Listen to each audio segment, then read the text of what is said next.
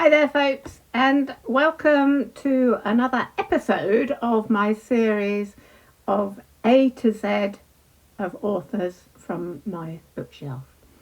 And today is a very special one because we are going to look at the lives and works of the Bronte sisters.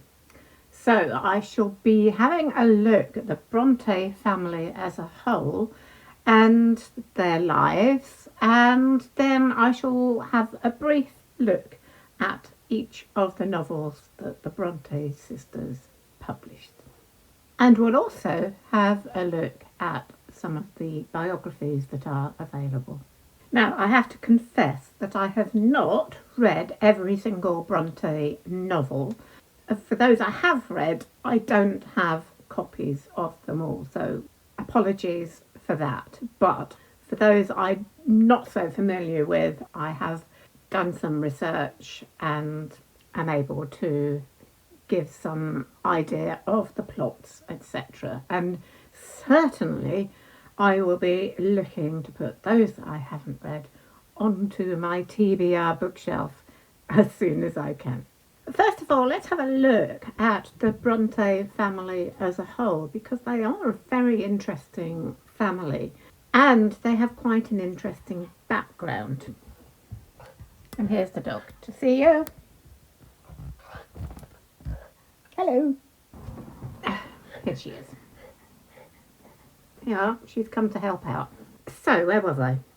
Yes, and as some of you know, my sort of main bread and butter job is that I'm a genealogist and I help people trace their ancestry. And I have a genealogy website, and several years ago, in fact, it's about 12 years ago, I wrote a blog on my website about the origins of the Bronte family. And interestingly enough, the father was Patrick Bronte, and he came from Ireland.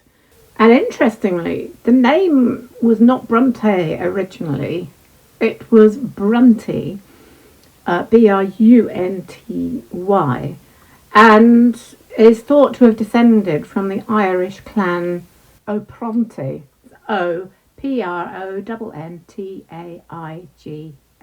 So they are on the male side descended from Irish ancestors, but their mother was Maria Branwell, and she was from Cornwall. So although we think of them as very much tied into that wonderful Yorkshire moorland countryside, they were not Yorkshire. Although all the children were born in Yorkshire, their ancestors were not Yorkshire at all, but Irish and Cornish, very, very far away from their lives in Yorkshire. Yeah, all right. Can hear that dog outside. It's not really known why Patrick Bronte decided to change the name in that way, but it's thought that possibly he wanted to dissociate himself from rather humble beginnings. After he married Maria Branwell, they moved to Haworth in Yorkshire, where he became the perpetual curate there. Patrick and Maria actually had 6 children, all of whom died young, and Maria died quite young as well. So Patrick tragically outlived not only his wife but all of his children. Such a tragic family, and kind of reminiscent in a way of some of the sort of gothic undertones of many of their novels. Let's have a look at all of them. The first 2 children were Maria and Elizabeth. Maria was born in 1814 and Elizabeth in 1815. Both of them died. I think Maria died of tuberculosis. I think Elizabeth also died of tuberculosis before they reached the age of 12. The third child was Charlotte, born in 1816. Then came the boy Patrick, then Emily Jane was her full name, and lastly Anne was the youngest, born in 1820. Their mother died the year after in 1821. So the four younger children, Charlotte, Patrick, Emily and Anne, grew up very much without a mother. And as children, they all wrote. They wrote poetry, they wrote about imaginary kingdoms. Emily and Anne created this island called Gondor, which was ruled by women. And they wrote them in these tiny, tiny little books with very, very neat, tiny handwriting. Just a little bit about each of those children in order of the dates they died, rather macabrely. So Patrick Bronte was, of course, the brother, Patrick Branwell Bronte. His middle name, of course, was his mother's maiden name. He had a very sad and tragic life. He was of a brilliant and intelligent mind, apparently, and was thought, that he would do very, very well in life. He wrote poetry, he was a painter, he took on jobs as a tutor, but he became a bit of a drifter, and he sadly gave way to alcoholism and addiction to drugs. He also had a failed affair with a married woman, and very sadly he died of tuberculosis at the age of 31 in 1848.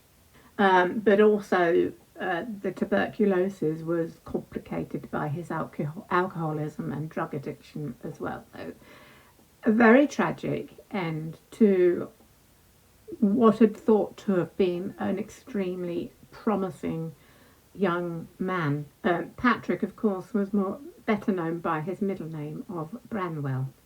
Next we have Emily, who, as you probably know, her only novel was Wuthering Heights. Sadly, she caught a cold at Branwell's funeral, which quickly turned into tuberculosis, and she died very quickly, just 3 months later, in December of the same year. Anne Bronte, who was the author of Agnes Grey and The Tenant of Wildfell Hall, also devastated by the death of her brother and sister, also became ill around the time of her sister's funeral with influenza and never really properly recovered, and she died the following May in 1849.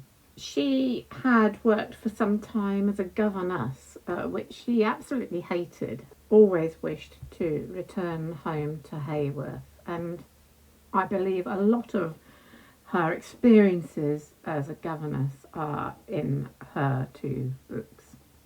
So that leaves us with Charlotte, the last remaining sibling of the family, who of course we know wrote Jane Eyre and also Shirley and Villette, and also a very early novel which was not published until after her death, The Professor. And it's thought that, having lost her three close siblings within several months of each other must have been such a devastating time for her. She threw herself, and this is the period that she wrote Shirley and Villette. So it's 1849 Shirley was published, and then Villette was published in 1853.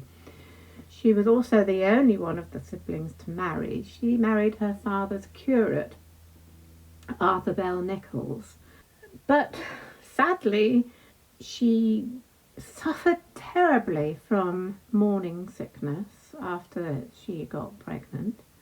Again, she developed a form of tuberculosis, but it's thought that she was very much weakened by this extreme morning sickness she had, and she died with her unborn child before reaching the age of 39. and they are all buried at the family vault at the church at Hayworth. I think Charlotte and her husband lived at Scarborough, lovely town on the coast of Yorkshire.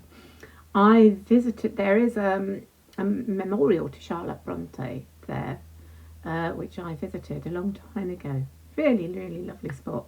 It was very moving. And the father, Patrick, he after Charlotte's death, he asked the writer Elizabeth Gaskell to write a biography of Charlotte Bronte, and he also was responsible for getting Charlotte's first novel, The Professor, published in 1857. He spent the remaining years of his life, he lived with his son-in-law, Arthur Bell Nichols, and 2 servants, and he died 6 years after Charlotte's death at the age of 61. So, from our point of view, this is a very, very tragic family who are just with devastation of early deaths. But we also have to remember that mortality at this time was much higher, and particularly in this area. Hayworth then was a very poor parish. They did not have a sewage system, so the sanitary conditions were really bad, and life expectancy there in that area was extremely low, with infant mortality at around 41%. So for people around at that time, death was an everyday happening. So of course we cannot trivialize what effect a death in the family would have on the rest of the family. Of course, that's still hugely shocking and heartbreaking for the family. But it was in poor areas in that sort of mid to late Victorian period more expected than certainly would be now. So let's have a look at some of the novels from the first published up to the last one. And the first one of the Bronte sisters' novels to be published was Jane Eyre by Charlotte Bronte. As most of you probably know, the story of the orphan who firstly really badly treated by her foster family and then goes to an orphanage where she is also badly treated and has a bad time, and of course loses her dear friend there, Helen Burns, to tuberculosis. And of course we know that Charlotte's older sisters, Maria and Elizabeth, both died of tuberculosis, so there is some personal experience there. Jane Eyre, of course, eventually becomes the governess for the master of Thornfield Hall, the brooding Mr. Rochester. It's told in first person. A description of Charlotte Bronte that I really like is she was called the first historian of the private consciousness. I don't know who actually said that, but if you do know, do let me know. But I rather like that, the first historian of the private consciousness. So, as I've talked about before, quite a lot of the time, certainly 18th century and a lot of 19th century books tend to have this kind of distance.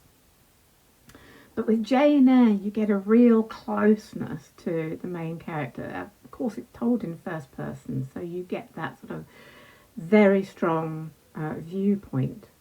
Everything is told through her eyes. And of course, you get to hear her inner voice, which is fairly unusual for the time. And which is what makes Jane Eyre one of the greatest works of literature for the time.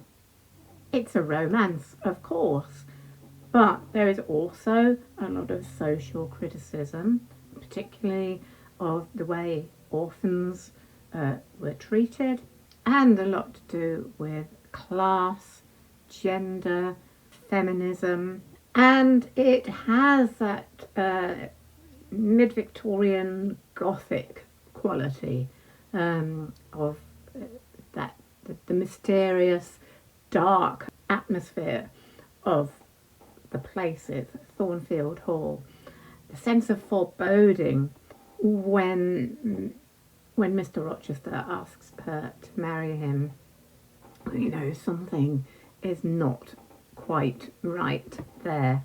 If you haven't read Jane Eyre, I'm not going to give any spoilers here. But it's very, in many ways, very much a feminist book. Jane, despite all the terrible things that happen to her, she has a strong spirit, the ability to rise above all the difficulties, forge her own way when everything seems to go against her. I read Jane Eyre at school. It was our O-level book, and I absolutely loved it. And at the time that we were doing Jane Eyre at school, I also read her other two books, Shirley and Villette, which I'll come on to later. I have read it once again since, some time ago, but unfortunately I do not have a copy. There we go. So Jane Eyre, Charlotte Bronte, the first novel of the Bronte sisters. And by the way, all three of the Bronte sisters published their first novels in the same year, 1847, and they all published under a male name, all under the name of Bell, and Jane Eyre was written under the name of Currer Bell. Wuthering Heights was written under the name of Ellis Bell, and Anne's Agnes Grey was written under the name of Acton Bell. Always, it happened a lot at the time. I think of George Eliot, because women writers were often just not taken seriously enough to be published. In the same year, 1847, Emily Bronte published Wuthering Heights. This is my rather old and battered copy with these kind of mid-20th century illustrations about the rather wild and passionate Heathcliff, the foster son of one of the families in the story, and his very intense and destructive love for Catherine, the daughter of the other family, all set against the backdrop of the Yorkshire moors. It's darkly gothic, it's very intense. I actually find it quite difficult reading. It's not my favourite novel. I much prefer Charlotte's writing. Of course, this was the only novel that Emily wrote, because as we've seen, she died just a year later. And although it's classed as a romance, it's a very dark and, as I said, destructive kind of love that Heathcliff and Catherine have for each other. And it was criticised at the time for its kind of immorality and rather brutal narrative. And of course, it's very, very much influenced by the popular kind of gothic Victorian novel of the time, and of course influenced by that the wild countryside where the Bronte sisters lived, the Yorkshire moors, wild, bleak and dangerous, which really sums up the character of Heathcliff in many ways. Are you wild, dark and dangerous? I didn't think so. And next comes Agnes Grey, Anne Bronte's novel, which is the story of a governess. And of course, Anne was a governess for 5 years, a job which she hated. And Agnes Grey is very much about the kind of abuses and the isolated life that governesses often experienced at this time. Yeah, I have not read Agnes Grey, I have to admit. It's one of the ones I haven't read. So there's not much I personally can say about it. But as I say, it's very much comes from Anne's experience as a governess, and it has the themes of oppression, the abuse of women, the abuse of governesses. As governesses were in a very, very strange position in Victorian society because they were neither a servant nor part of the household. So they were often, it was a very, very lonely position because they were sort of in between. So they didn't become sort of part of the servant household or part of the family household. And they often had extremely sad and difficult lives. So this is one of the things that she addresses in this book. But if you have read Agnes Grey, do let me know what you think. And Anne's other book, The Tenant of Wildfell Hall, also I have not read, but it's really one I want to put on my TBR bookshelf. The Tenant of Wildfell Hall was very shocking for its time because it involves a woman who actually leaves her husband, takes away their child, which was not only really against social conventions of the time, but also against the law of the time. So it was much criticised, but of course it's very, very much a feminist novel.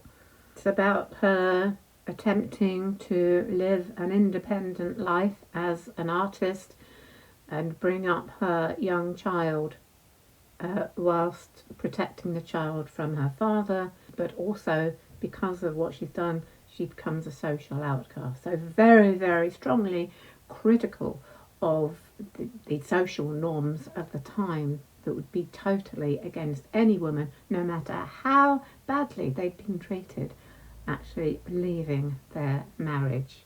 Strong stuff, that, and as I say, one I really want to read. Thank you, Tilly. So there we go, Tenant of Wildfell Hall. We then come to Shirley, which Charlotte Bronte had begun to write previous to her three siblings' deaths and published later or just after their deaths. So she was writing this during that terribly, terribly tragic period. Now, I read Shirley while I was at school, so back in the 70s, and I honestly cannot remember, I haven't read it since, I cannot remember very much about it at all, but it's set during the Industrial Depression, after the Napoleonic Wars, and also against the backdrop of the Luddite uprisings. This particularly happened in the Yorkshire textile industry. Described as Charlotte Bronte's most feminist novel, Shirley, who the name not being an actual common name for women at that period, and it's thought that the name Shirley was popularised for a name for women from this book. Shirley is a wealthy heiress, and it's her wealth that kind of liberates her from the conventions of the day for women.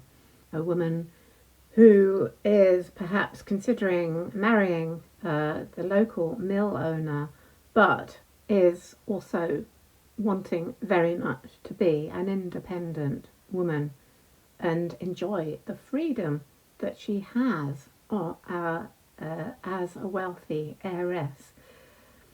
Very, very interesting. So one I'd like to revisit again sometime. Let me know what you thought of Shirley too. Next is Villette, Charlotte Bronte's book published in 1853. I remember reading this while I was at school and studying Jane Eyre. I really, really liked it at the time, and I reread it again a few years ago, and it is, like all the Bronte's works, quite intense, and like Jane Eyre, it's also written in first person and is also deeply psychological and very personal. And it's about a woman who goes to teach in France at a boarding school and experiences unrequited love, other frustrations and heartache, but somehow manages to move through those and is able to view her life as a turbulent journey. The main character being Lucy Snow here, and the Villette is the name of the town where she teaches. So yeah, if you enjoy Charlotte Bronte, then I really recommend trying this as well. As I say, quite intense, quite different from the other novels in some ways, but at the time it was actually critically acclaimed even more than Jane Eyre, although Jane Eyre is the one that has really lasted in terms of its popularity. So I'd be interested to know what other people think of Villette. And of course, after Charlotte's death, her first novel, The Professor, was also published. And there are similarities between The Professor and with Villette because, interestingly, The Professor is told from a man's point of view, which is very unusual for a woman then to write as a man. But like Lucy Snow, he leaves England to go and teach in Brussels. And using the sort of freedom that the character of a man has over, rather than the character of a woman, that she is able to explore the themes of power and sexual desire. So I would be interested in reading this too. And if any of you have read The Professor, probably the least known of all of the Bronte's novels, and I'd be really interested to know what you think. So there we are, 7 novels from 3 sisters, and we can only imagine what more they might have produced had they lived longer, but they didn't. So we just have these books, which have become some of literature's best known, best loved, and most critically acclaimed novels of the Victorian period. Now, there are lots and lots of books written about the Brontes, and I'm not going to list all of them. I will just maybe mention a few of the best known. But first of all, let me just mention, of course, there's the one written by Elizabeth Gaskell shortly after Charlotte Bronte's death, about Charlotte Bronte. But a long time ago, I picked up this little book for 10p. The Brontes by I. Cooper Willis, as part of the Great Lives series, and published quite a long time ago by Gerald Duckworth and Co. And this is a reprint of it. And it's a nice little book with that famous painting of them, and just gives a really good, clear account of the lives of the Brontes. So yeah, that was very interesting, and I used that a lot when I did that blog post. Also, I discovered this book in my which was in my parents' collection, and I haven't actually read this. So this is going into my TBR bookshelf, and it's Biography of Charlotte Bronte, A Passionate Life, written by Lyndall Gordon. I don't know how good this biography is, but it looks pretty comprehensive and interesting, so I shall be reading that at some point and reviewing it. But other biographies that are listed on a website with 30 of the best books. Let me just read a few of these. The Brontes by Juliet Barker, published in 1994, and also The Brontes, A Life in Letters, edited by Juliet Barker. There's In Search of Anne Bronte by Nick Holland. Patrick Bronte, Father of Genius by Dudley Green. The Infernal World of Branwell Bronte by Daphne du Maurier. I've heard about that book. I'd quite like to read that by Daphne du Maurier as well. What else? Charlotte Bronte, The Evolution of Genius by Winifred Guerin. Emily Bronte, a biography by Winifred Guerin. And there's lots more. But do let me know if you have any particular biographies of the Brontes that you've loved. I think that's it now. I think that's all I can say about the Brontes. There's lots more to be said, but I could go on all night and not get this video finished. So we will leave it there, and do, as usual, let me have your comments on what you think about the Brontes family and their novels. So, if you want to read any of my previous A to Z of authors, one of them will be coming up here, and hopefully I'll be back again in 3 or 4 weeks to do another A to Z video. What will be next? Although it's a lovely August summer day today, I'm probably going to have to start looking forward to autumn reads. Maybe next video or the video after that. We will see. But there's plenty of subjects to talk about in the coming months. So do make sure that you subscribe, and I will see you soon. And also say bye-bye. Bye for now.